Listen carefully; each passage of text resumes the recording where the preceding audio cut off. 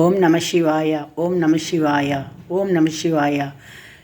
இந்த தீபத் திருநாளில் நம்ம திருவண்ணாமலையில் நெய் தீபம் ஏற்றுறாங்க. அது எதுக்காகனா எல்லா உலகத்தில் இருக்க எல்லா உயிர்களுக்கும் சமாதானமும் சந்தோஷமும் எல்லா செல்வங்களும் எல்லாம் நல்ல நன்மை நடக்கணுன்றதுக்காக தான் மகா தீபம் ஏற்றுறாங்க.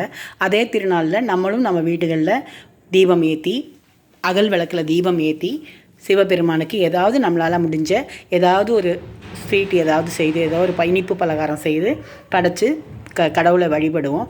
எல்லாருக்கும் எல்லா செல்வமும் எல்லா சந்தோஷமும் எல்லா நிம்மதியும் எல்லா கஷ்டங்களும் தீர்ந்து எல்லார் வீட்லேயும் ஐஸ்வர்யமும் ஆரோக்கியமும் எல்லா கஷ்டங்களும் தீர்ந்து எல்லாரும் சந்தோஷமாக இருக்கணுன்றதுக்காக நம்ம வீட்டில் தீபம் ஏற்றி வெளிச்சத்தை இருள் போய் நம்ம வீடுகளில் வெளிச்சம் வரணுன்றதுக்காக தீபம் ஏற்றி வழிபடுறோம்.